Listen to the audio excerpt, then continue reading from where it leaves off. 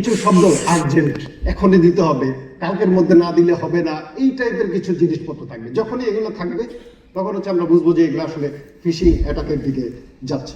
ও cyber ঝুঁকি দিন দিন বৃদ্ধি পাচ্ছে। সেই প্রেক্ষাপটে বেসামরিক বিমান চলাচল কর্তৃপক্ষের মতো একটি আন্তর্জাতিক মানসম্পন্ন প্রতিষ্ঠানের সাইবার নিরাপত্তা নিশ্চিত করা এখন সময়ের দাবি। বিমান চলাচল খাতের প্রতিটি সদস্যের জন্য সাইবার নিরাপত্তা রক্ষা ও ঝুঁকি মোকাবেলায় প্রয়োজনীয় ব্যবস্থা গ্রহণ একটি মৌলিক দায়িত্ব। কারণ বিমান চলাচলের প্রত্যেকটি স্তরে এয়ার ট্রাফিক ব্যবস্থাপনা, যাত্রী তথ্য সুরক্ষা কিংবা অবকাঠামোগত যোগাযোগ ব্যবস্থায় আমাদের নিয়মিতভাবে নানাবিধ সাইবার ঝুঁকির সম্মুখীন হতে হয়। তাই আমাদের সর্বোচ্চ এবং সদা সচেতন থাকতে হবে যেন এইসব ঝুঁকি মোকাবেলা করে বিমান চলাচল ব্যবস্থা এবং আমাদের যাত্রীর নিরাপত্তা নিশ্চিত করা যায়। আমাদের অবকাঠামো, এয়ারলাইন্স, বিমান চলাচল ব্যবস্থাপনা এবং যাত্রী তথ্য প্রায় সমস্ত কার্যক্রম এখন ডিজিটাল সিস্টেমের মাধ্যমে পরিচালিত হচ্ছে।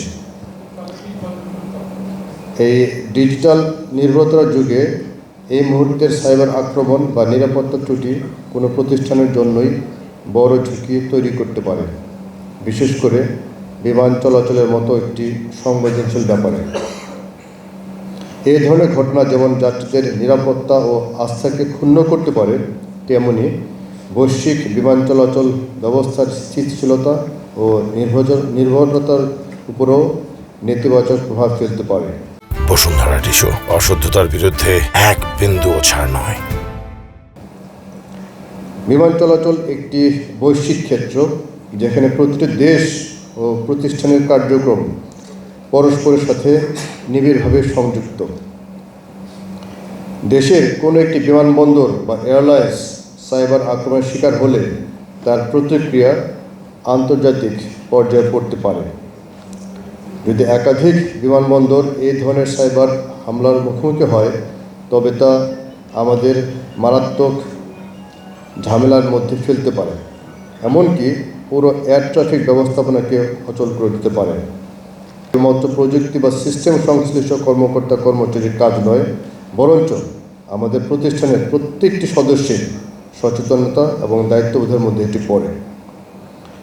প্রতিদিন আমরা যেসব সিস্টেমে কাজ করি সেগুলো সামান্য নিরাপত্তা ত্রুটি বা অবহেলা কখনো কখনো সাইবার আক্রমণের জন্য একটি সহজ পথ তৈরি করে দিতে পারে। প্রেজেন্টেশন আমরা সেটা দেখেছি।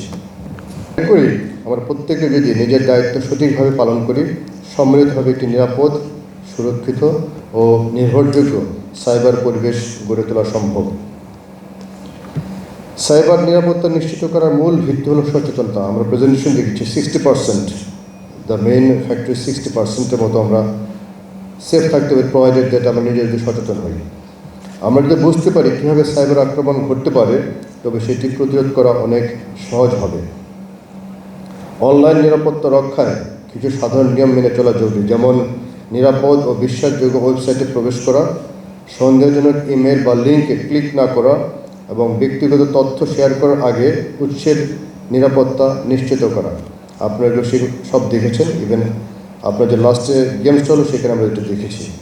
যদি কখনো সাইবার আক্রমণের শিকার হই, তবে দ্রুত কর্তৃপক্ষকে জানানো অত্যন্ত প্রয়োজন, কারণ দ্রুত পদক্ষেপ আমাদের বড় ধরনের ক্ষতি থেকে রক্ষা করতে পারে।